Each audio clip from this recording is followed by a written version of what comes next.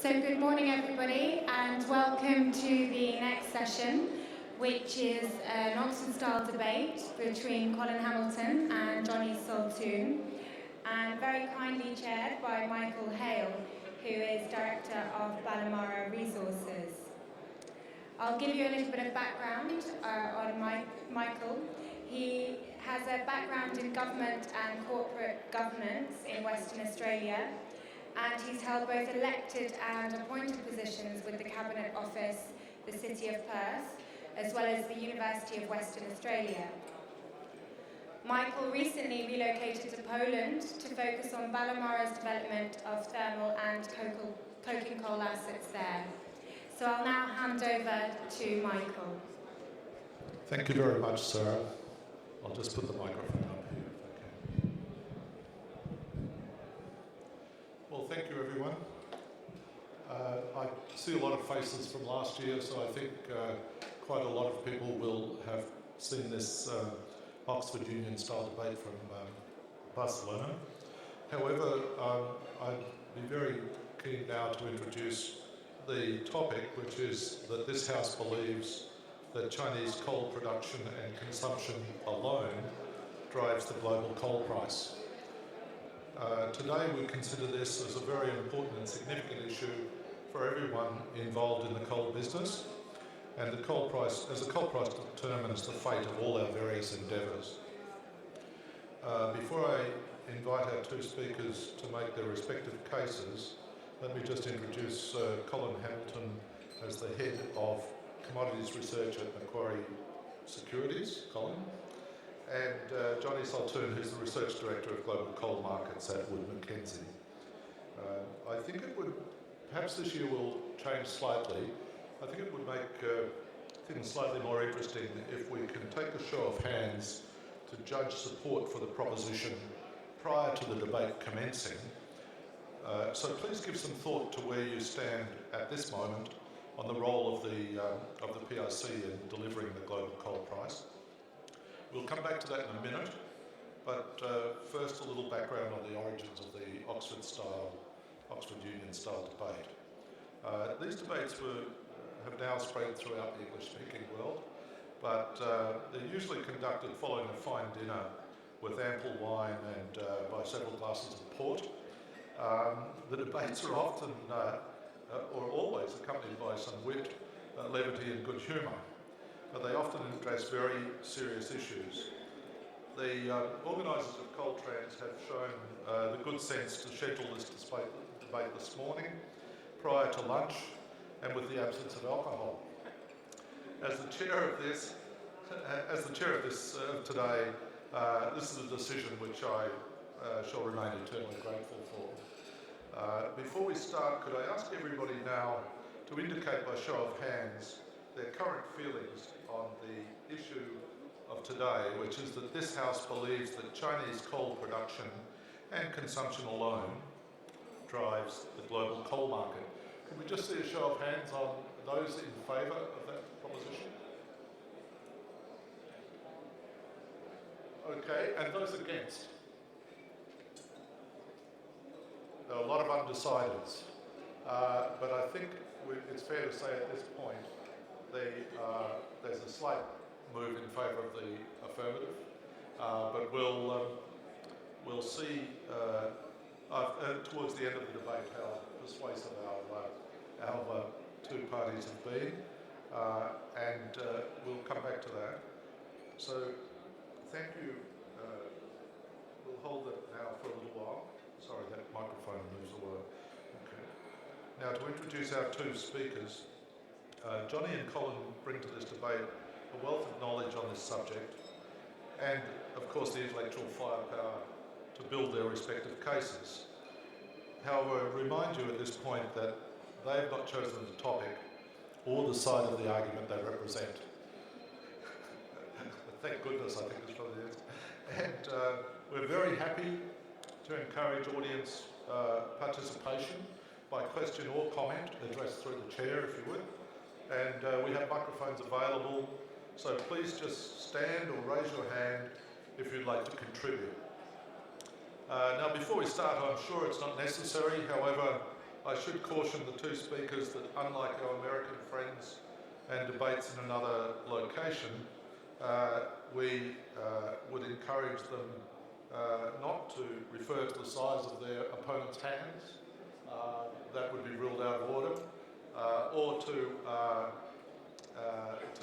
refer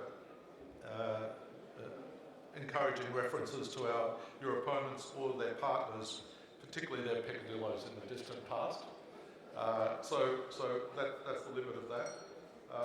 And then I'd now like to call on Colin to take approximately 5 minutes to make the affirmative case for the proposition that this House believes that Chinese coal production and consumption alone drives the global coal price. Over to you, Colin. Yeah, good. Thank you, Michael. Good morning, everyone. Jonny. So, full disclosure at the start, we didn't expect this coal price rally this year, and I would say we got 9/10 of our analysis right. We had Indian coal imports down, we had global LNG on the rise, we had Chinese demand down. The 10th we didn't get right was Chinese government policy, and that's a 10th that is so significant for global coal markets. When one economy alone is roughly 50% of global supply, and they operate at 70% capacity utilisation, you take 15% of supply out of a global market, and that is a huge impact. No commodity market can cope with that. And the influence of China is true not just across coal, it's true across all metals, it's across global industrial production. And China has been 95% of global industrial production growth since the global financial crisis. So it's a very strong position. Now, we're talking about an economy which is the marginal buyer of coal globally. Think about how these coal markets have changed. Coal markets are now an arbitrage market into China, and that is the be-all and end-all of markets. So over the past 2 to 3 years, we've been clearing global oversupply into China. We've been pushing coal into China to try and solve the problems in these markets. Come to this year, China started pulling on markets again, and prices reacted. These things are directly correlated. Now, we like to focus on the seaborne market as analysts because it's easy, we can see the trade flows. But that Chinese domestic market is 2.5 times the size. So it's the old approach of if someone sneezes in China, then it can cause an avalanche around the rest of the world, and that is very much still the case. If we look at what's happened, we have Chinese output in key production regions down 20% year on year. And with that, we have a huge raw material constraint coming through. And while that is still in play, well, that will determine the path of global coal pricing, and getting that market right is the most important thing. Getting China right, and you get not only global coal markets right, you get global commodity markets right. That's why myself and my team spend a lot of time focused in that area, and we will continue to over the coming years. While there are many other areas of the world which will be growing, and growing off a low base, it's the delta from these areas in a structural growth sense is not the same as what China can swing within a month, a quarter, even a week sometimes. And that's why China becomes so influential in these markets. Now, we're now at a stage where Chinese government policy is starting to alter. And again, that will be the most important thing for you all to bear in mind over the coming months, and that will determine the future trajectory of coal pricing. We've had a surprise in the market this year. We've had inventory draws across many years, or most notably in that Chinese market. Now again, looking at the data points we'll get out of China will make things, will hopefully give us a guide as to how the markets will look at this time next year and going forward from then. There's a lot of stuff comes out of China. There's a lot of good press, bad press. I think China's at a very interesting stage of its development in a longer term perspective, and I think during the course of the debate we'll talk about things like supply side reform, how that will influence markets. But still, if I look forward 5 years, the most important thing to get right for global coal markets will be that Chinese market. I'll stop there. Thank you. Thanks very much, Colin. I'd now like to call on Jonny Sultoon to reply with the opposing case. Thank you, Jonny. Okay. Well, thanks very much, Colin. Thanks very much, everyone. Pleasure to do this again after last year's debate, which was another good, robust subject. So, going back to the question, let's have a look. This House believes that Chinese coal production and consumption alone drives the global coal price. Very well worded statement, I would say. I don't disagree with anything that Colin has just explained, but to underscore his point as well, I'd like to invite everyone to look at where prices are at the moment. 220, 230 for coking coal, possibly 100 today for thermal coal. And that last 2 to 3 months has absolutely been embedded within what's happened in China. But what I'd like to do is paint a picture which describes that although China is one of the most important factors, it isn't everything, and it really isn't. If you look at the quantitative argument for how do you see Chinese imports, which is really the balance between domestic production and domestic consumption over a long period of time, and how that alters price. Yes, there's a strong correlation there, but I'm going to try and argue that it's perhaps at most 50%, 60%, 40% dominance of that market, and there have been quite a lot of other drivers that have been affecting the price of coal, both for coking coal and for thermal coal. And these are rooted in, first of all, external events that are purely concentrated in the coal market, but they're external to China. And second of all, looking at the wider integrated energy market and how it matches up with macroeconomic factors, the interlink between foreign exchange, the interlink between the oil price, and something that's really of key questioning that people are coming to us now is what's really happening, or what is the future going to be with this relative differential between coal and gas prices, because that's something that's really playing out quite in an interesting way. So, if you look at the seaborne thermal imports, you can see the big rise of China starting at the beginning of January 2009, and a lagged 1 month price, which is a leading indicator of where the imports will be. You can see there's very strong patterns throughout the rise of 09 into 10, and then also through that sustained period post-Fukushima, which we'll get to in the 2012-2013 timeframe, where China was importing, between 15 and 25 million tonnes. And of course, the critical peaks here, these last 3 to 4 months. But, in our view, there's 3 distinct periods that cover possibly up to 50% of the market where you had external events or events that are rooted in the coal market that are quite different from what, the reality of what China was doing on the import side. First of all, the boom-bust cycle. Now, China wasn't actively in the market during the boom-bust cycle, but remember, China's a critical piece before 2008. It was a net exporter of up to 70 to 80 million tonnes of thermal coal. The Queensland floods in Australia, as Michael knows very well, affecting thermal coal and metallurgical coal. That bleeds over into the Fukushima crisis, which was really it was a Japan story and it was a Europe story. And then the advent of US shale, which was a real key, critical timeline that pushed into the European thermal coal markets and had ramifications into Asia. And then finally, during this third period, which lasted about a year, possibly 18 months, where oil prices started declining back end of 2014, but during this fairly stable period of 10 to 12 million tonnes of Chinese import demand, you actually had some very interesting dynamics of FX-related coal price influence and oil price through switching capabilities, through lowering of costs, through low freight rates, and we feel that was a real kind of dominant factor during a time when China was fairly stable. And it's a similar pattern when you look at metallurgical coal. When you look at 2008 prices, China totally absent from the market. Yes, China comes in, but prices fall by over 60%.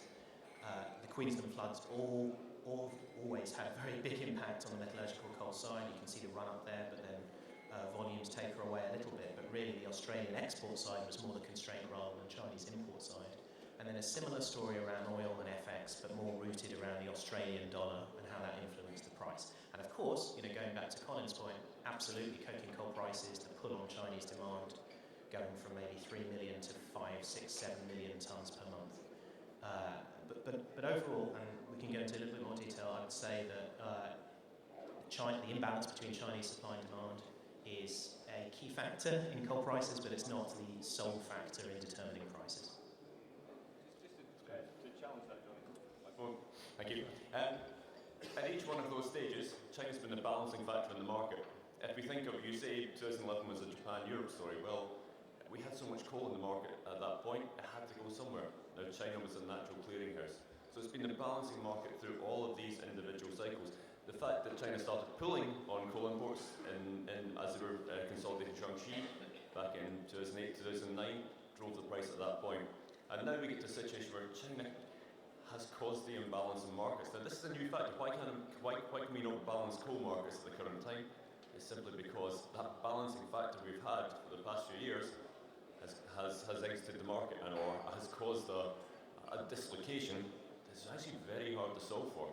And global coal markets cannot cope without that interlink with China. And I think what we've seen this year, and I think what we've seen in previous years, is that the Chinese influence has been core to keeping this market in order. When you say keeping this market in order, what do you mean by that? Coal markets have to balance. I mean, you cannot have a period of sustained imbalance because there's nowhere to really dump inventories. It's not like the metals where you have exchanges, nowhere to store physical inventories. So as a result, something has to balance this market. It's been China consistently for the past few years, and I would say for that, let's call it the second half of 11 into 15, it's been Chinese imports have balanced the market. As we've seen seaborne supply ease off as prices were coming under pressure, well, we've had less imports to be pushed into China to clear the market. Now, as I say, that's changed all about this year. Yeah, I mean, I would argue slightly differently there, because when you're talking about the balance of the market, the clearinghouse of the market, that's all acceptable. But on the global side, the rationalisation hasn't been so great. The rationalisation around supply has been pretty itty-bitty, if you like. Thermal coal markets are very fragmented. Unlike metallurgical coal, which you know better than most people around here, on the thermal coal side of the business, that fragmentation has led to a persistent period of overweight coal. You talk about different suppliers around the world who might want to ramp down operations in Australia. Those aren't the same people who are making the decision in Russia. The crews or of this world. Similarly, the South African suppliers, Colombian suppliers, there's some commonality there, but they're not making the same decisions as an Adaro in Indonesia or a US supplier who's approaching through bankruptcy. And so I would say, yes, that clearinghouse argument kind of exists, but you've also got a very overweight coal industry that just is not aligned. There's no OPEC, there's no... I mean, why is that, Jonny? Is it because maybe, let's say the MacKenzie's are projecting Chinese imports in that 2009 period to be 200 million tonnes and everyone over-invested in capacity? Well, I'd be surprised if our projections were the sole reason for balancing, forward projections. I think that would be giving us a bit too much credit, actually, Colin. But no, there's no question that people have been in hot to the China growth story and want to understand how big it is. But there are specific periods. I mean, let's look at a couple of them. So actually, I'll come back to this one. Let's look at the oil story, because I think that's a very interesting one. So what this is a delivered curve into Europe. From pretty much where oil prices were beginning to fall and FX was starting to change around about February 2014, all the way through to January 2015, and this has persisted all the way through to 2016. And you can see, during this time period, nothing going on in China. Very flat, 10 to 12 million tonnes per month, not much action there. And in that time period, you have a very interesting spin on what's happening in the coal markets. You've got, exchange rates going very, in very different directions. South African rand used to be 9 to 1, goes out to, this year up to 16 to 1, back to 14 to 1. You've got the proportional relationship between oil prices and Russian ruble. When oil was $100, $110 per barrel, you had the exchange rate for the ruble at about 31, moves up to 70, even 80, comes back down to 64. And the reordering of that supply curve actually changes the fundamentals. We see European demand, not moving greatly in the 2014-15 time period, but you see the marginal cost of tonne moving down from 80 to down to 50. And this is all rooted in the fundamentals of the supply market and European demand. It doesn't really affect, or isn't really impacted by what happens in China. So that's one example. I disagree with that. I mean, oil and FX obviously very important points, but very important points because you're a marginal producer as well as buyer as a Chinese producer. And effectively that Chinese cost structure has set the arbitrage for global markets. European markets are a derivative of Asian markets these days. Asia's where all the business goes on. And Asian markets are a derivative of that Chinese market. But we have certainly had, deflation to the curve, absolutely no doubt. I would say nowhere more so than actually in that Chinese market itself. We've seen the RMB certainly depreciate over the past 18 months or so, and the fact is that much of the, if we look at what's happening on the oil side, that's impacted straight into Chinese mining costs. Well, plus the fact that they now have so much coal on the rail, they're becoming much more competitive in international markets. Now that was what was driving down the marginal cost of production in my view.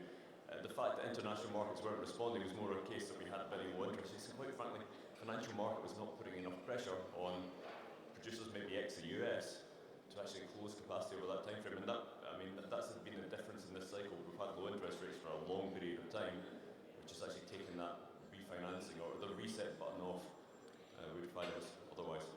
Yeah, but I would contend that on the US story because the pressure to close US coal hasn't really affected the international market in a great sense because you're only talking about 30 million, 40 million, 50 million tonnes. It's not a great deal compared to the volume. 40 million tonnes in a 260 seaborne met coal market. That's an important deal. I was talking about thermal. Okay. Okay, metallurgical coal. Yes, but that's got. I'll come back to that. I just want to talk about thermal coal for a minute because that specific argument is one that is really rooted in the wider integrated energy market, which. If you're looking, so here we are, what's this showing? This is showing the price of gas in North America steadily coming down, lots of imperfections around winter burn and non-existent winter burn, and the variability of competitive US coal. Where's US coal in the stack, right? So back in 2008, all coal's competitive, then you have this deep cut into the curve, and maybe 30% of the US is competitive. Through the shale gas revolution, shale gas revolution pushes the cost of production of Henry Hub down to possibly $2, $2.50, $3, and you have that critical period in 2012 when no winter occurs, desperation on the part of US coal sellers or US coal stockholders because gas is eating into coal at almost a 10th percentile, and you have this desperation for US coal to sell into the market. You have an availability of an additional thermal coal volume going into the market, and which affects the delivered price of coal in Europe very different to what's happening in China. So, this impact is pretty significant. And then when you roll that forward, what are people bothered about now? They're bothered about what's happening in markets where there's switching potential. Switching in Europe is a factor. It's been rooted in the market since 2012. Back in March this year, people were writing off European coal at $40, $37 per barrel. It's not a factor anymore. That's changed. What's happening in Japan, Korea, and possibly other markets in Asia? People are getting quite interested about at what stage you might realistically or theoretically see coal gas switching in Asian markets. And Colin, you know the energy markets well. If you look at the wider LNG market, it's just a huge glut. Nowhere to clear. I agree, and interestingly, that may be a market that also has to look at clearing into China, and that's hard without gas sector reform. But the scale of it, we've heard from Trevor, the scale of overcapacity in that market is pretty much unprecedented across these global markets, and that's affecting the global energy environment. I agree. I would also suggest that power demand forecasts have been too high over recent years, purely because people were projecting a strong global industrial sector versus global GDP. So we went through a period, and it was a China-led period, where global industrial output was running ahead of global GDP. Now, we've had a recovery this year, but global industrial production in August, September is probably up 2% year on year, all in Asia, so the US is awful. And even then, though, it's underperforming the global economy as a whole. So I think power demand forecasts were skewed a bit by that China-led boom, if you want, and that's actually led to some of the issues that we have. And there's no doubt, this is great for the consumer. The fact is, we have a lot of, this coal versus LNG battle is going global. The price of coal in that battle is being set by China. So you wouldn't imagine a ceiling of gas prices in Asia of $4 to have any influence over coal prices into the future? In terms of in the medium term, I think we'll end up in a situation in the medium term where China has its own domestic price that it's keeping, if you want, slightly artificially high to keep debt under control. And you'll have an international market price where China's suddenly not importing anymore. Everyone's expect them to keep on importing, and we have LNG coming in, and that creates a big two-tier Asian energy market. Yeah, but just remember, the Asian market for LNG is structured in a way that Chinese volume is very small compared to Japan and Korea. The action has actually been on the Japan and Korean downside as coal has been competitive. So when you're looking at the integration of those power markets, it's really been coal strength, gas weakness, renewable coming on, solar capacity in Japan's building out quite well. The question there is all around nuclear restarts as well. So, absent of, you go to Japan, you spend a lot of time in Japan, speak to all the buyers there. Half the questions and half of the interest is around what's happening in the overall energy market. It's not around what the Chinese coal price is number one, number two, but it's not the sole question that people are asking about. People are really interested in how this market liberalises, how it reforms, how you get the 8 or 9 ETCOs to start talking to each other and opening up and liberalising the market, and that is all going to be rooted in the available cost of differential energy sources, and it's not solely focused on the Chinese fundamentals, if you like, in the coal market. And that's why we feel, in this impending glut that's coming, where Chinese import demand, we're talking about LNG here, Chinese import demand is, there's been a bit of growth this year, a large fall last year, more to do with oil to gas switching, interestingly. The fundamentals of the market are more around Japan and Korean gas and how that plays out onto the coal market, not necessarily Chinese coal and how that plays onto the market. Yeah. All I would say is the cost of that coal into the market, which is the key question in the debate, is probably a China set price at the moment, and we'll see how that develops over the coming year. Well, I just go back to the start. I think it's, it is, but broadly speaking, there are 50% of time when there were other outside influences as well. If another point just to pick up on briefly is, just this point here around, the Fukushima crisis really did push volume in year on year of a high quality coal type. Chinese market's a little bit different, but think about the timing of that, March, April, May. And yet the coal price went down. Well, it depends what coal price you're talking about. If you're talking about the annual contract, which of course, a lot of traders in the room has a long influence on the spot price of coal, that timing was, you look at the, it didn't really go down. It had a very strong period where you were still at overinflated 110, 120 plus coal prices with a benchmark price. Just for reference, Fukushima was March 11? Yeah. March 11 there. Yep. Prices aren't moving for a good 9 months afterwards, up or down $5 per tonne. But it didn't go up in higher Japanese But imports. it's sustained because this is such a high period, and it's sustained. Why is it sustained? Because you have a response finally from Australian exports ramping back up again. That deficiency in January, February, March on the thermal side responds better. And even though it responds better, it's not really dampening price. Prices are still artificially high because you have a lot of interest in setting that April fiscal year contract in Japan. So, that dynamic, unarguably, I think, is based on Japanese import need around about the 11, mid-11 period. So it's interesting. Let's take that time frame as an example and point. China went from a net importer to a net exporter, balancing the markets again. If that hadn't happened, who knows where the prices could have gone. So again, I would suggest China came in and capped the upside in that market. Now it's interesting now, we've had a situation where the cuts in China that we've seen over the past 6 months are of a greater impact than the Queensland floods, and you can see that in pricing. And now we don't have that balancing factor. We're relying on the Chinese government now to balance these markets. And that becomes a very awkward situation. As analysts now, I agree there's lots of other factors. Quite frankly, if you don't get Chinese government policy right, you're not going to get these markets right. No, I agree. I never said anything about the, just to be absolutely clear here, I've never said anything about the recent period. That's absolutely true. It's totally rooted in what's happening in Chinese policy. No one really is going to get that right, unless you're deeply embedded in the NDRC. But that has had a complete change about since April, let's say. Both on met coal and on thermal coal. The cuts, you're talking about from 8, 9, 10% per year down to 15%, 16%, 17%. Of course that has an influence.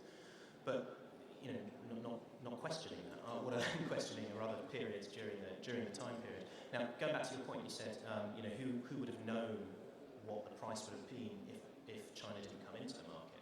Yeah, who knows? I mean, you also have suppliers who wouldn't have thought, oh, this is the new gravy train, let's do deals at 8 billion, 7 billion for takeover of questionable mining assets at the time. Thinking that $300 per tonne is the be-all and end-all of metallurgical coal prices, for instance. That's a big theme in North America. So you can't really second-guess what the supplier response is as well when you're saying, well, if China's not back into the market, who knows where the price is? That's had a big influence on where producer expectation was. But now you've got these big distinct periods where that China story has been fairly flat or minimal. So you agree with me, Jonny, that this year's all about China and the current market's all about China. I just want to talk about where I think this market might go in the next 3 to 6 months and what the Chinese government want.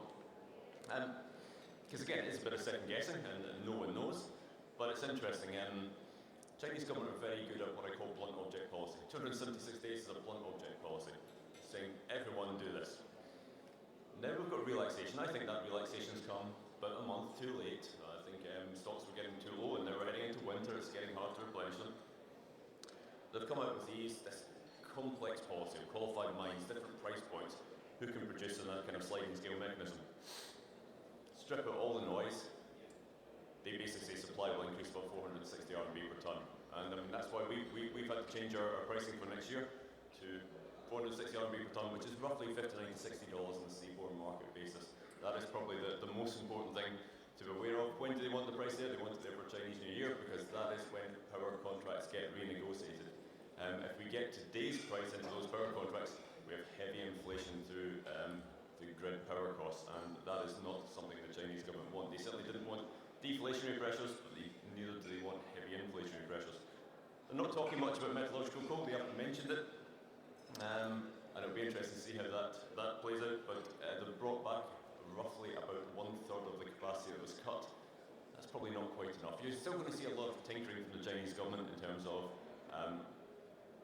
affecting that supply in markets over the coming 12 months. Why did they want the price up in the first place? Because they have a debt issue in the coal industry, and that debt issue will take a long time to solve.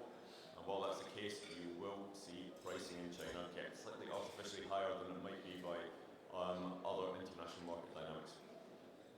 Don't you want to add to that, Jonny? No, fine. I mean, it's just that's fair enough. I mean, we see the I'm going to make a forward-looking view here. No, that's fine. I mean, Wouldn't MacKenzie do this, too? We do, and our forward-looking view for the 3 to 6 month period is of a similar direction. We can quibble over the numbers, but that's the influence through Q4 and into Q1. We feel is this bump, and how deep those supply cuts turn into supply restarts is the major influence there. But as sorry to pick this up, but I know we're going to stay civil here, but as I mentioned last year, Colin, I think your focus is generally on the short term, and we're trying to take a bit more of a broader history here, and then look a little bit forward, and that's why I kind of come back to Everyone's a good hindsight analyst, Jonny. Hey? Everyone's a good hindsight analyst. No, but that's why I want to just talk a little bit more about kind of the broader integrated energy market. I mean, China itself is changing. So can I put it to you, where do you think you got energy markets most wrong, let's say 3 or 4 years ago? You can put that forward. I think it's a loaded question, that one. No, I think that's a fair comment. I mean, I think a lot of people, us included, the composition of growth in China, the drivers of growth being more geared towards the industrial sector rather than the consumption sector were things where we moved on from. But I think the wider space now is more dominated not just purely on the China coal side, but on the wider integrated energy market. And there's no doubt about it. Speak to all the folks who are trading gas. They're petrified about this market being perpetually low now, $4 per MMBTU. Where's the growth going to come from? Is it going to go into the power sector? So all the client influence from us is coming from people who are trying to understand where the energy markets are going to go. Is this glut going to take place? What's going to be the influence of potential supply shut-ins in North America?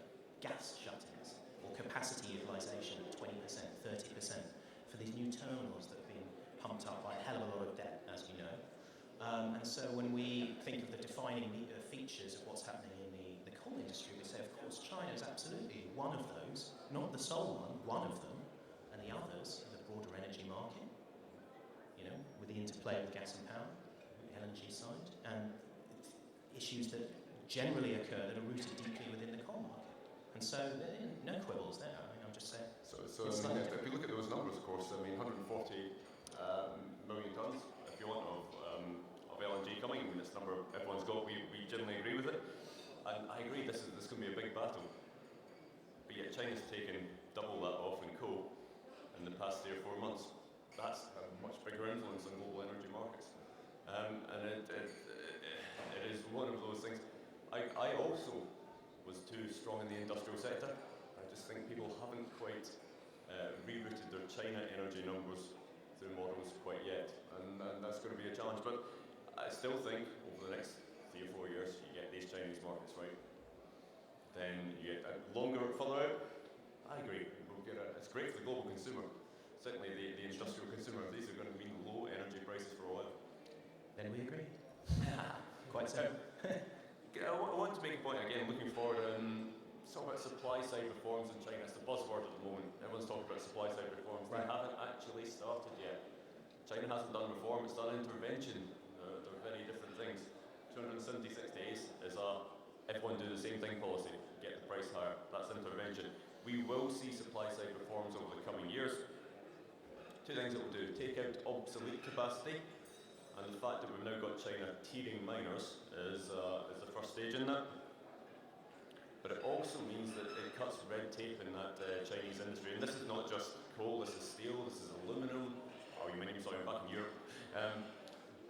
And that will have a big influence. Chinese coal into global markets, or relative to global markets, be much more competitive. So that Chinese cost structure will actually fall. As I say, the interesting point for me, how do they look after the debt in that domestic industry and keep the domestic price high when we have a market where we'll be encouraging a reaction from international market suppliers, and potentially the market clearing price for in the global markets, which is when we have this big energy glut, may be lower. The return to quality import checks on a 2-year view looks increasingly likely in my view. Do we have questions? Let's see if I think we might invite some questions from the audience if anybody's got a question or a comment that they'd like to contribute. Yes, sir. I could have guessed. We've got a microphone somewhere. Thanks. Hello, hi. My name is Rodrigo. I work for Noble Resources. I'm actually going to stand up. I'm a little bit confused. Let's say I'm an undecided voter at this point. Initially I sat here and I wanted to side with Jonny because that is the motion I actually support. But let's say I have to give a bit of reinforcement. Do you guys think that the market that we had in February 2017 was a market that was fine? It was the 2017 market, February 2016 market, the way the calendar 2017 was priced at the time, just to remind you guys, API2 was $37. Newcastle was $40, $42. So do we think that upside from those levels is something that really needed China to go from 40 to 60? My motion, if you want to have a new motion today, is that we did not need China to go from 40 to 60. You do not need China. You only need a market that is rational. You cannot price year ahead. You cannot be at the bottom, at historical level, in the last 10 years, let's say, bottom price, and you cannot have a backwardation. And what you had at the point was the front was really trading at 50, but everybody was happy to put a backwardation on that curve. And one of the reasons people were happy to put the backwardation there was the assumption that gas is going to kill coal. There is going to be a lot of substitution. This is unavoidable and prices are going to remain low. So obviously there was a scenario in which coal and gas did not have to go and kill each other. Actually, the rally in coal prices has supported electricity prices in Europe and has made life better for everybody, and that includes the gas industry. So I don't see it as coal versus gas, which actually, by the way, is not the point of this debate. we were going to talk about China, and I am happy to talk about China. But I do think, I would say, the market that we saw, and by the way, that cost curve that was going around somewhere there, I am not really sure why we should be looking at the green one was January of 2000 and you don't have a 2016 one. I can describe it if you'd like me to. I can draw it. In any case, we all know that curve in Q1 2016, which was the point that was very critical for the industry, looked very, very low. So at that point, would you call any upside on the China or not China? You saw Indonesia coming off. You saw 20% of the producers globally making the cash cost. And if you added any capital to any of it, so these are short-run curves, by the way. If you put a long-run curve here, you need to put $5 capital on top of it. And the capital is not only new stupid expansions, the capital will also need to be a stay-in-business capital. So basically, you are talking about zero. No mine will exist. Unless somebody shows me a model in which demand will go to zero, you will simply not have coal to fulfill anything. So that's my emotion or whatever I wanted to say. Thank you very much. We might take that as a comment, I think it is. I mean, would you like to respond to it? Yeah, sure, I will. I mean, it's a very good point. And there's multiple points, I think, that you're making there, Rodrigo, so I'll try and answer them all. Number one, January, February 16, you have $30 a barrel oil.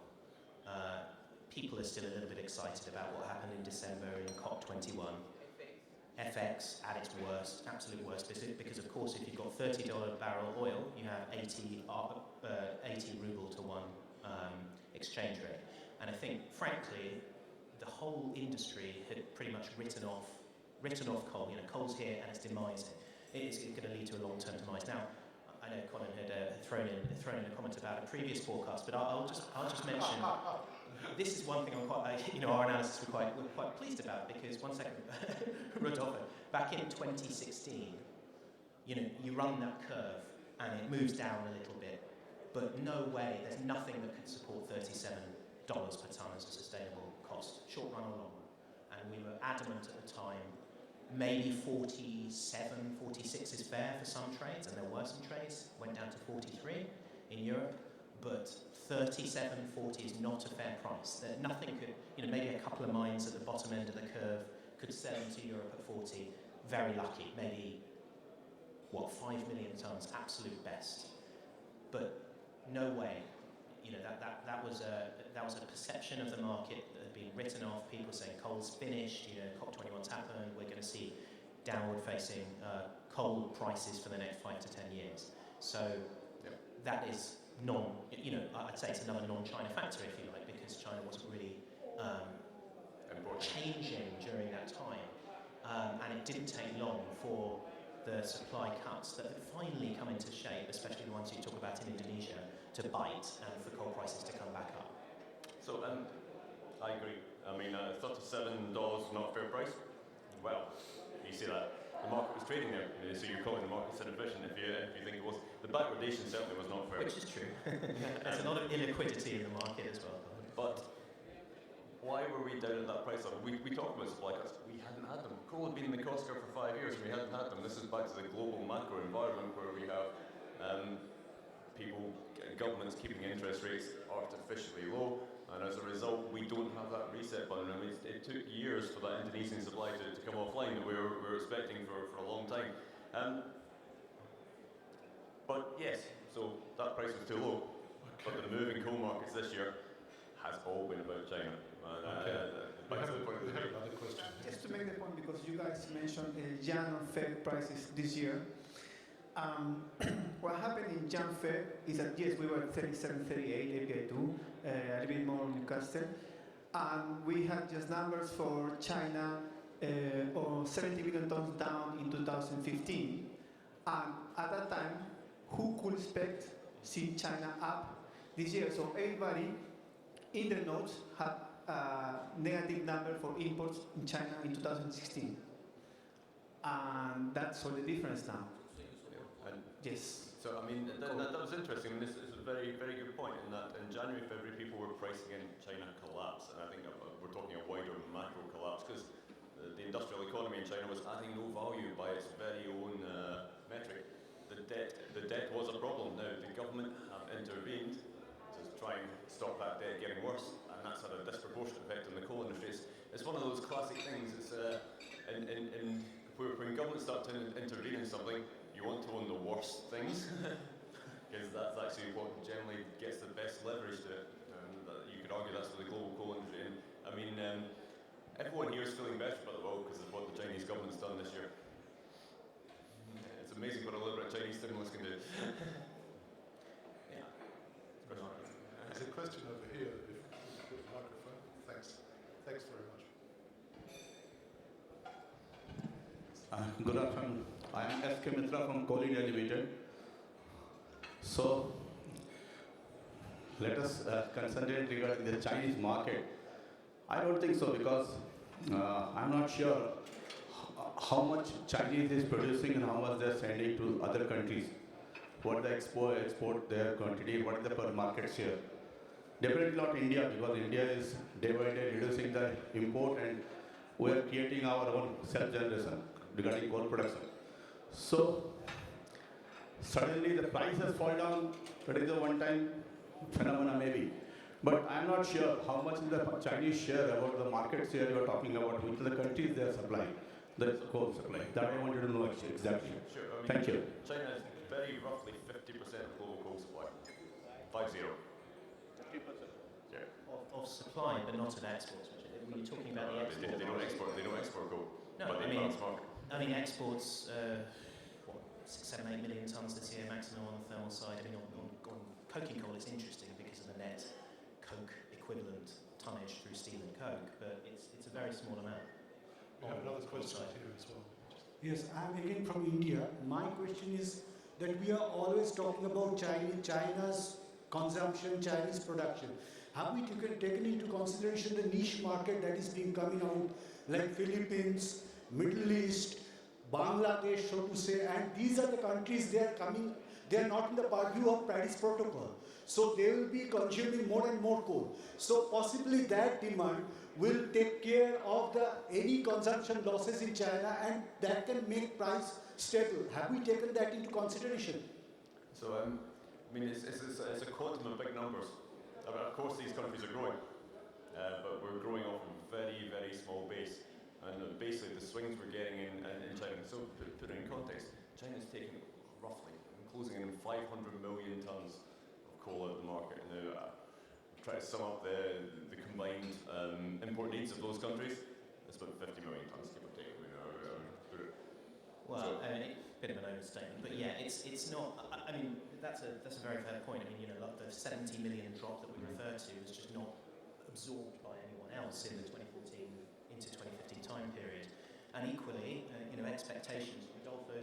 Rodolfo is right in the sense that the expectations were that China would be maybe -15, -20 at best at the start of the year. And now what we're looking about on the thermal side is +30. So that swing is 50 million tonnes of absorbable demand where producers are outside of Indonesia. Is that the biggest delta in your model this year, Jonny? No, I think it's third party. I mean, speak to most people. I think most people, yourself included, have tried down this year, and now we're up to 20. No, it's a fine charge. I mean, to build on Colin's point, not to want to help support his argument, but the key reason why it's of such importance is you're talking about 900 million tons. Say total market is 900 million tons, and if the niche market they are consuming about 90 million tons, this 10%.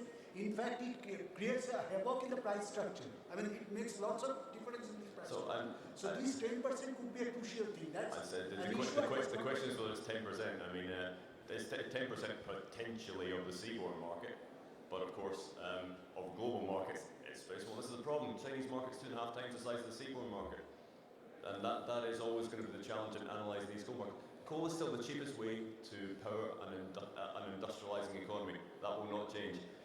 Challenge, all I'm saying is, well, to get the coal market right, you still need to get China right, and that's the biggest delta you will face. Okay, thanks very much. We've got one last question over here.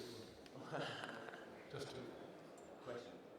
You, for now, have won my heart. So I'm believing that in 2016 the reason has been China, and I take it that China is basically the only country in the world that can bring a demand shock of the magnitude that you need in order to have a violent swing in prices in coal.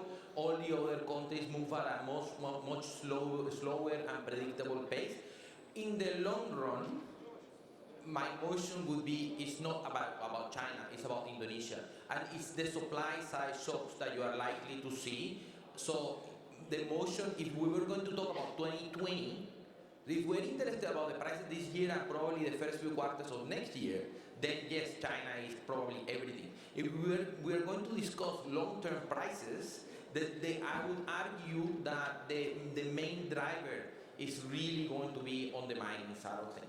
And you can see quite obviously that I am convinced of the case of Indonesia. It's a black box to everybody, and people don't know what's in store, and everybody is happy assuming that it can be status quo for 5 more years, and it's not going to be. So for now, I'm going to vote for your motion.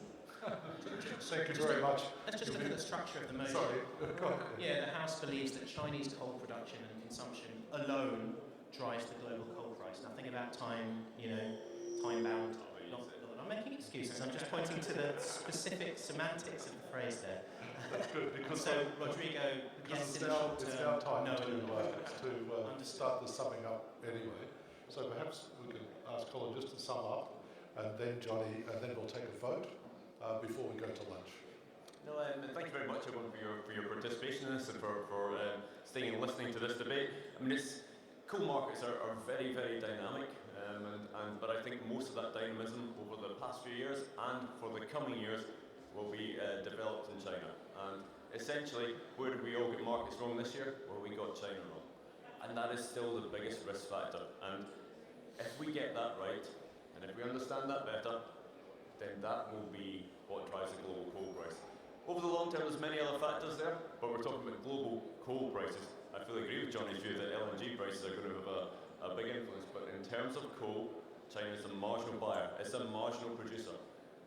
And in standard commodity analysis, that means it's the factor that drives that price. Okay, thanks, Colin. Thanks, Colin. Thanks, everyone. Colin's, I think, just stated the point that it's the most important factor, but he fails to point to the view that it alone drives the global coal price. And perhaps this is a semantic argument, but it is a semantic argument in the fact that I truly believe, China is, you get China right, you get your analysis probably half to 3/4 right. But it is a dynamic market. The energy market is getting much more dynamic. That's relying upon geopolitics around the world, not just in the coal space, not just in the policy-driven space in the coal space, but in the wider LNG market, in the oil market. We haven't even discussed things like quantitative easing and what's that done to commodity prices as a whole asset class, where there's no percentage of growth anywhere apart from possibly in equities and in commodities, and what's that done to trader strategy as well, which is an important point. I think Colin knows that well. My closing argument is that yes, China is probably one of the most important factors. I don't think it drives global coal prices alone. I think there's plenty of evidence to suggest that it has for a large portion of the time since the last 5 to 6 years, and increasingly into the future it will have a play, but it won't be the sole driving factor. Thank you very much. Well, thanks everybody. We might now move to a vote. The proposition is that this House believes that the Chinese coal production and consumption alone drives the global coal price. Could I ask for a show of hands of all those in favour? Oh, okay. Thank you very much. And all those against? Well, there's an overwhelming vote against. So thank you very much for that. I think there'll be plenty of discussion to follow over lunch. So thank you all very much for your participation, and particularly our two combatants who managed to make it through the debate without threatening to put either of them in jail, which is something different from our American friends. Thank you very much, and we'll call it closed. Thank you. Thanks, everyone.